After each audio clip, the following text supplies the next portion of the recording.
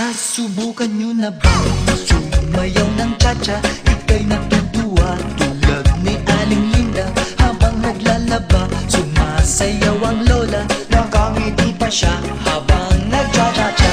Dahil ang cha-cha pampatanggal ng problema.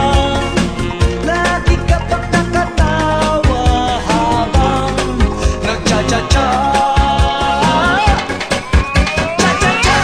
Kaliwat kanan nyo lang